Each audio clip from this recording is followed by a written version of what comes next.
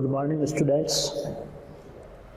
Direct indirect में दूसरा part, पहला असर्टिव सेंटेंस कंप्लीट किए थे, इंटरोगेटिव सेंटेंस चल रहे थे। इंटरोगेटिव दो प्रकार के कहा था, एक हेल्पिंग वर्ब से और दूसरे WH से शुरू होने वाले, ये हमने पहले वाले वीडियो में सीखे थे। अब हम हेल्पिंग वर्ब से शुरू होने वाले एक सेंटेंस कल हमने समझा था, फिर इसके कुछ अभ्यास और समझ लेते हैं। जैसे ही said to him, do you not know my name?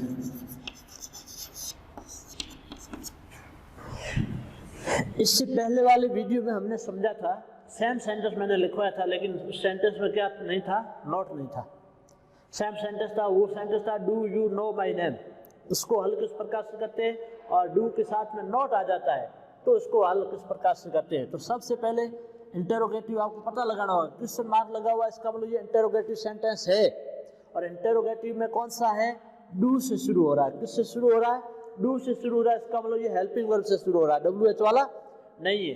तो इसको हल करेंगे डायरेक्ट से इनडायरेक्ट, सब्जेक्ट में कोई परिवर्तन नहीं होगा।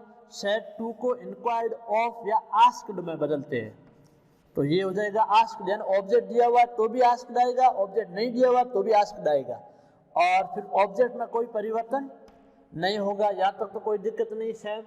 अब हम क्या करते हैं कि रिपोर्टिंग पार्ट को रिपोर्टेड पार्ट से जोड़ने के लिए, अगर सेंटेंस इंटरोगेटिव सेंटेंस हो और हेल्पिंग वर्ब से शुरू हो रहा है तो कोमा, इन्वर्टेड कोमा हटा करके यहाँ पे इफ लगाएंगे। इफ नहीं लगाते हैं तो दूसरा एक शब्द आता है वेदर। हेल्पिंग वर्ब से शुरू हो रहा है तो आपको इफ और वेदर दोनों में से कोई एक शब्द लगाना है। अब हम क्या करते हैं, इंटरोगेटिव सेंटेंस को वापस असर्टिव सेंटेंस में, यानी साधारण वाक्य में बदले जाते हैं। तो साधारण वाक्य शुरू किससे होता है, सब्जेक्ट से। तो हम क्या करेंगे, पहले हेल्पिंग वर्ब को छोड़ के सीधा आप किस पे जाओगे, सब्जेक्ट पे। सब्जेक्ट क्या है, यू। कौन सा पर्सन है, सेकंड पर्सन। सेकंड पर्सन, बाकी इसमें सारणियां सेम चल रही है, नियम सेम चल रही है। फर्स्ट सारणी टेंस वाली, प्रोनाउन वाली, टाइम एंड फार वाले, वो सारे नियम इसमें आएंगे। बस इतना अंतर है, हेल्पिंग वर्ब से शुरू होने वाले में वापस बनाएंगे तो असर्टिव सेंटेंस बनेगा। असर्टिव शुरू किससे होता है, सब्जेक्ट से। तो हम सबसे पहले हेल्पिंग वर्ब को छोड़ करके सब्जेक्ट पे जाएंगे।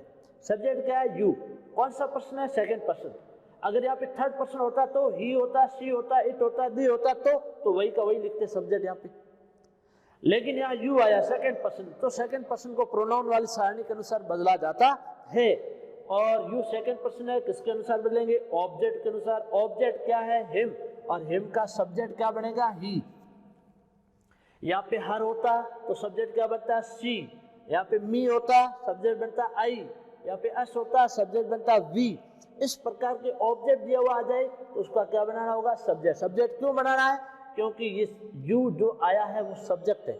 यू आया है वो क्या है, सब्जेक्ट है, इसलिए हमें वो सब्जेक्ट ही बनाना होगा। तो यू के अनुसार इसको बदल लेंगे। और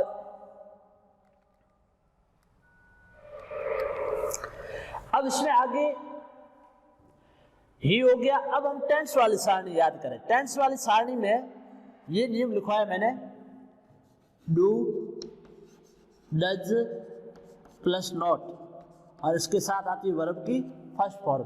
तो किस में बदलेंगे इसको, डिड नॉट में। किस में बदलेंगे, डिड नॉट में। ये विशेष थोड़ा याद रखना, डिड नॉट और प्लस वर्ब की कौन सी फॉर्म आती है, डिड नॉट और प्लस वर्ब की फर्स्ट फॉर्म आती है वापस डिड के साथ में। लेकिन इससे पहले वाला सेंटेंस समझाया तो उसमें क्या था, डू, डज, दोनों में से कोई एक आ जाए और नॉट नहीं हो, सिर्फ वर्ब की फर्स्ट फॉर्म लगी हुई हो, तो इसको बदल लेंगे, डू डज हट जाएगा और वर्ब की सेकंड फॉर्म में। ये समझाया था उसमें। तो पहले वाले सेंटेंस हमने डू डज के साथ में नॉट नहीं था, तब क्या किया था, डू डज को हटा करके फर्स्ट फॉर्म की कौन सी फॉर्म में बदल दिया, सेकंड फॉर्म में। लेकिन इसमें क्या दिया हुआ है, नॉट। डू डज के साथ क्या दिया हुआ जाए, नॉट। नॉट दिया हुआ आ जाए तो क्या करना है, डू डज को किस में बदलेंगे, डिड में।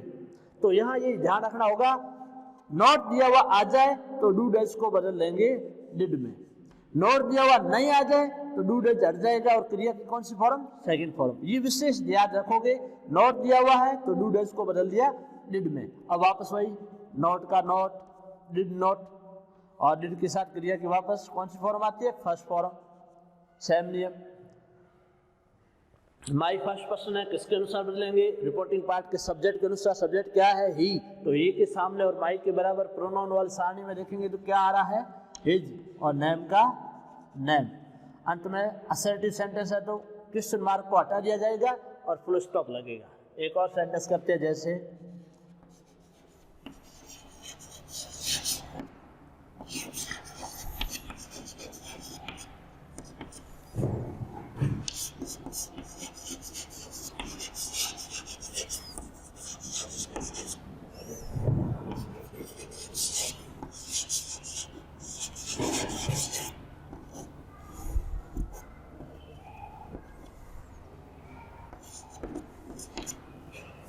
सबसे पहले पता लगा देते हैं सेंटेंस किस प्रकार का इंटरोगेटिव सेंटेंस है। क्यों? क्वेश्चन मार्क लगा हुआ।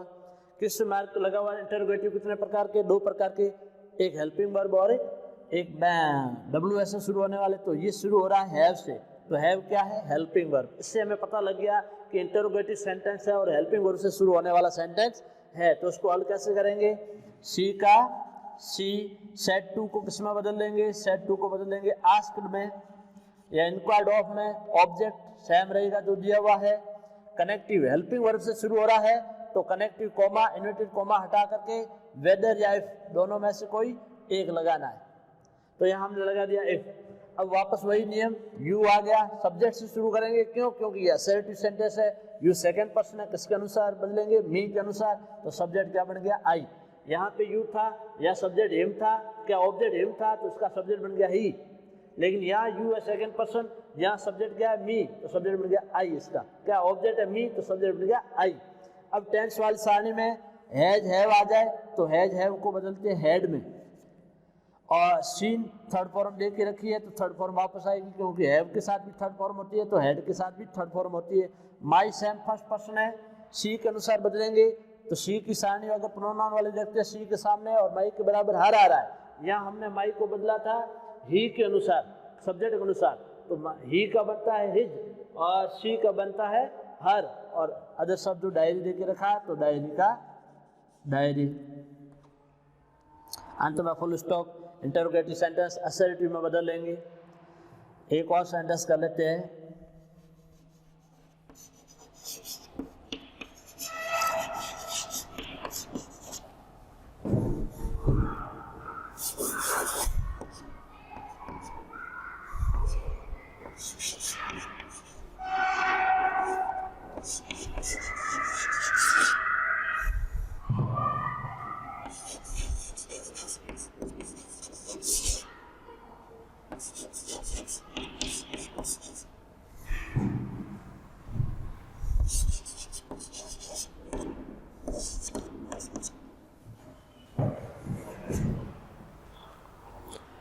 मोहित said are they coming with him.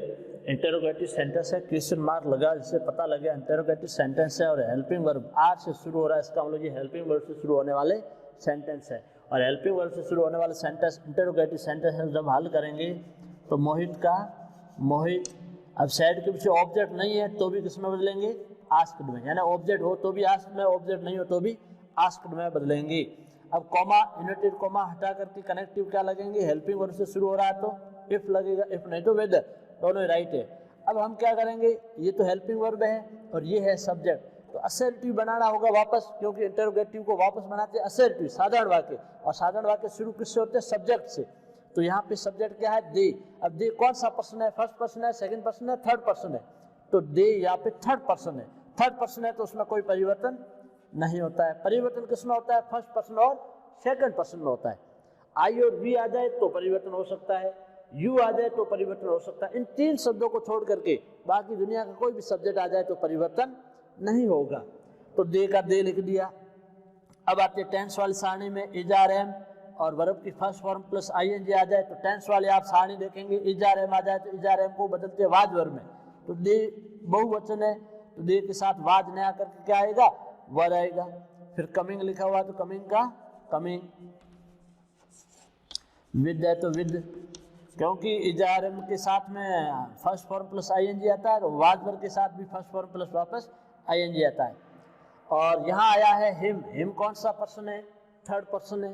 Third person में कोई परिवर्तन नहीं होगा, सेम लिखा जाता है, जैसे लिखा हुआ वही का वही आता है और अंत में फुल स्टॉप। इस प्रकार से हेल्पिंग वर्ब से शुरू होने वाले वाक्यों को बदला जाता है, यानी इंटरोगेटिव क्वेश्चन मार्क लगा हुआ होगा लास्ट में और हेल्पिंग वर्ब से शुरू हो रहा होगा। तो एक और सेंटेंस कर लेते हैं ताकि अभ्यास भी हो जाएगा साथ में। जैसे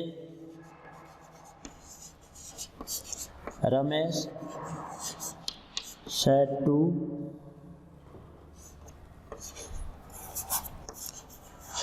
her,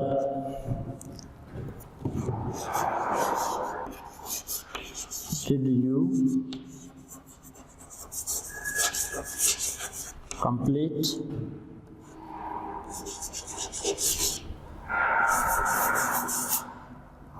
did you complete my homework tomorrow? yesterday, tomorrow yesterday, तो पास्ट बन रहा है yesterday। अब इस सेंटेंस को अगर हम देखें तो सबसे पहले हमें पता लग रहा है कि यहाँ क्वेश्चन मार्क लगा हुआ है, यानी इंटरोगेटिव सेंटेंस है। कौन सा सेंटेंस है? इंटरोगेटिव। इंटरोगेटिव कितने प्रकार के? दो प्रकार के, हेल्पिंग वर्ब WH से शुरू होने वाले। तो ये सेंटेंस किससे शुरू हो रहा है? डिड से। डिड क्या है? हेल्पिंग वर्ब, WH में आता ही नहीं है। तो हमें पता लग गया कि इंटरोगेटिव सेंटेंस है और हेल्पिंग वर्ब से शुरू हो रहा है, तो हम हेल्पिंग वर्ब के रूल्स लगा करके इसको शुरू करेंगे। सब्जेक्ट में कोई परिवर्तन नहीं होगा, रमेश का रमेश होगा। सेड टू है, इंटरोगेटिव सेंटेंस है तो सेड टू को बदल देंगे आस्क्ड में। आस्क्ड में नहीं बदलते हैं तो इंक्वायर्ड में। इंक्वायर्ड या आस्क्ड दोनों में से किसी एक में बदल लीजिए। इंक्वायर्ड की स्पेलिंग हार्ड पड़ती है तो आस्क्ड, और ऑब्जेक्ट देके रखा है हर, सेम रहेगा। कनेक्टिव जोड़ने के लिए इफ या वेदर का प्रयोग किया जा सकता है। इफ भी लगा सकते हो और वेदर भी लगा सकते हो। इसमें इफ लगाया तो इसमें अपन वेदर लगा देते हैं, कोमा इन्वर्टेड कोमा हटा करके वेदर लग गया। अब हमें क्या करना होगा कि इंटरोगेटिव सेंटेंस को वापस असर्टिव में बनाना होगा। असर्टिव सेंटेंस किससे शुरू होता है? सब्जेक्ट से। तो सब्जेक्ट यहाँ पे क्या है? यू, यानी हेल्पिंग वर्ब को छोड़ के तुरंत आपको सब्जेक्ट मिल जाएगा। यू सेकंड पर्सन है, इसके ऑब्जेक्ट के अनुसार बदलेंगे। तो यू सेकंड पर्सन है, ऑब्जेक्ट के अनुसार बदलेंगे। ऑब्जेक्ट क्या है? हर, तो हर का सब्जेक्ट क्या हो जाएगा? शी। अगर यहाँ पे हिम होता तो ही, यहाँ पे मी होता तो आई बन जाता। अब हमारे वही टेंस वाली सारणी, डिड और क्रिया की फर्स्ट फॉर्म। इसमें मैंने लिखवाया था टेंस वाली सारणी, अगर आप देखेंगे तो उसमें मैंने ये लिखवाया था did plus not plus verb की फर्स्ट फॉर्म आ जाए तो उसको बदलते हैं had plus not plus verb की थर्ड फॉर्म। अब कई विद्यार्थी कंफ्यूज हो जाते हैं कि सर इसमें से डिड तो आया हुआ है लेकिन नॉट तो आया हुआ है ही नहीं। अगर नॉट है तो आपको वापस नॉट लगाना है, नोट नहीं है तो लगाने की आवश्यकता नहीं है। बस इतना ही डिफरेंस है इसमें। कई विद्यार्थी कंफ्यूज हो जाते हैं कि सर इसमें डिड आ जाता, आपने लिखवाया डिड नॉट प्लस वर्ब की फर्स्ट फॉर्म, जबकि वाक्य में दिया हुआ सिर्फ डिड और प्लस क्रिया की फर्स्ट फॉर्म। नोट है नहीं, नोट नहीं है तो नोट नहीं लगाना है, नोट है तो लगाना है। लेकिन डिड का बनेगा क्या? हेड। नोट नहीं है तो भी हेड बनेगा, नोट है तो भी हेड बनेगा। तो यहाँ पे डिड आया है तो क्या बन जाएगा? हेड। टेंस वाली सारणी में लिखा है, ये तो याद करनी है सिर्फ आपको। और हेड के साथ में क्रिया की वापस कौन सी फॉर्म आती है?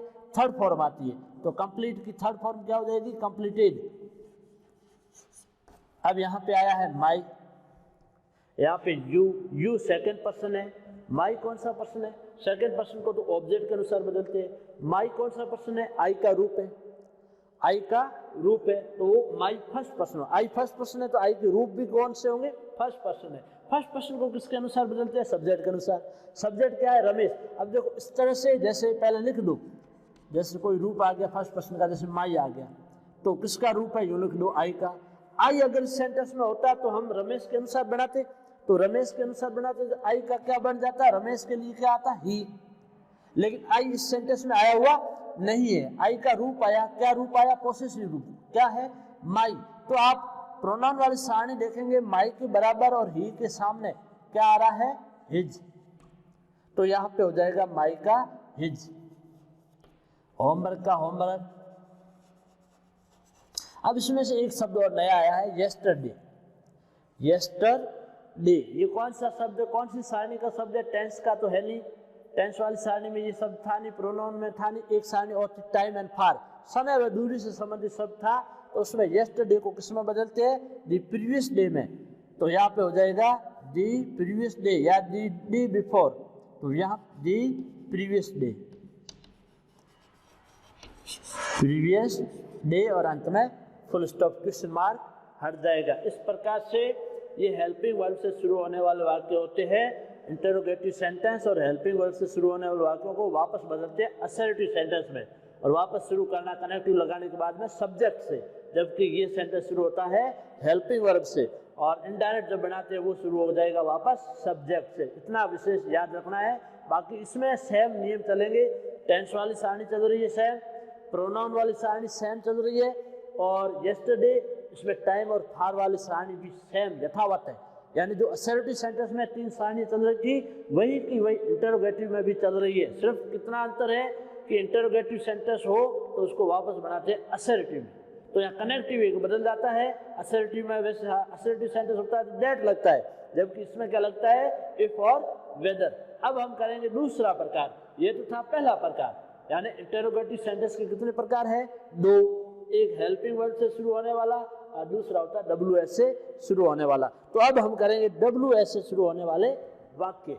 ये थे हेल्पिंग वर्ड से शुरू होने वाले वाक्य।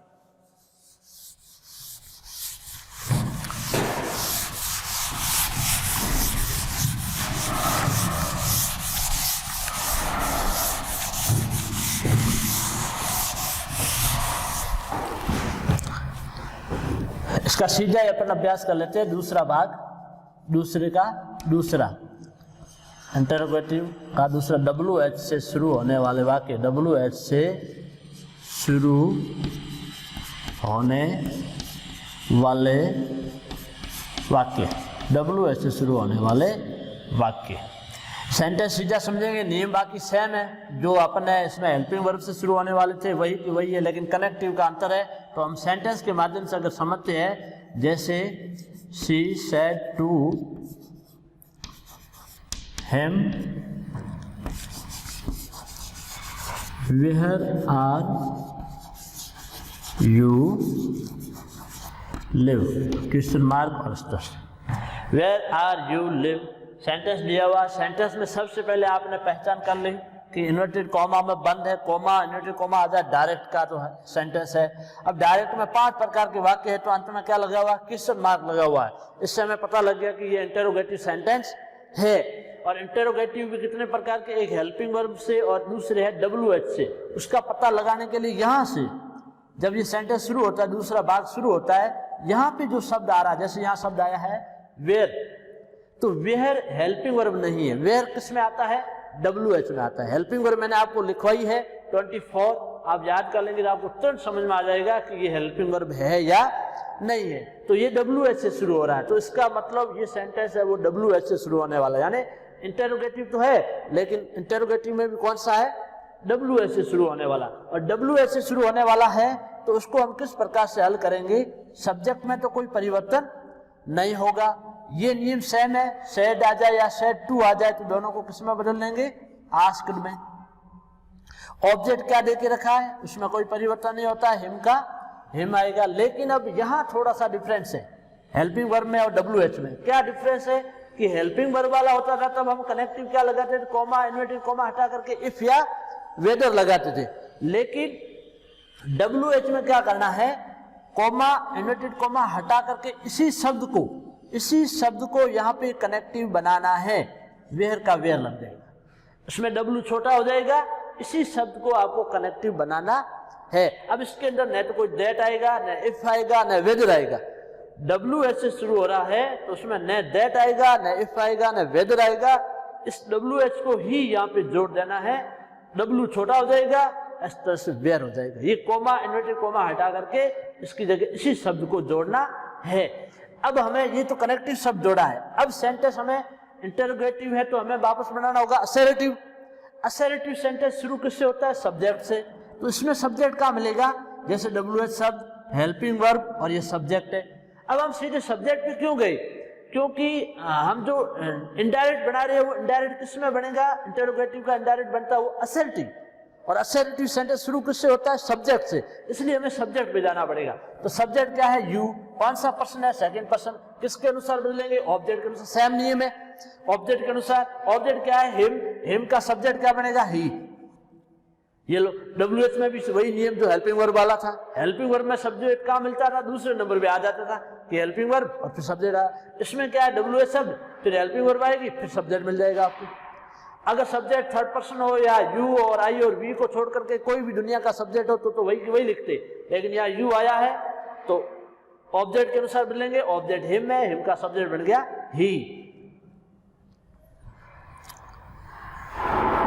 यहां पे चेंज कर देते, आर के साथ नहीं आएगा, वेयर डिड यू लिव, या डू कर देते, वेयर डू यू लिव, तुम कहां रहते हो। हेल्पिंग वर्ब को चेंज किया क्योंकि आर के साथ आईएनजी आ जाएगी तो ये बैठेगा नहीं, तो वेयर डू यू लिव।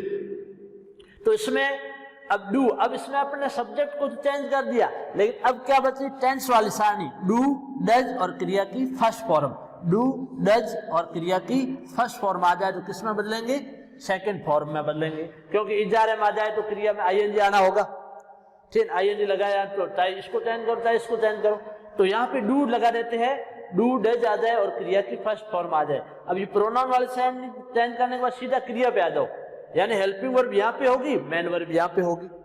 अब हेल्पिंग वर्ब देके रखी डू डज और वर्ब की फर्स्ट फॉर्म, अगर डू डज के साथ में नॉट होता तो हम नियम ये लगाते, डू डज को किस में बदलते, डिड में बदलते, ये टेंस वाले सारणी में लिखे हुए सारे, और डू डज आ जाए सिर्फ वर्ब की फर्स्ट फॉर्म आ जाए, नोट नहीं आ जाए तो क्या करना है, डू डज को हटा दो, वर्ब की कौन सी फॉर्म, सेकंड फॉर्म। अब सीधा डू डज हट जाएगा और वर्ब लिव लिखा हुआ है और लिव की सेकंड फॉर्म क्या हो जाएगी, लिव्ड।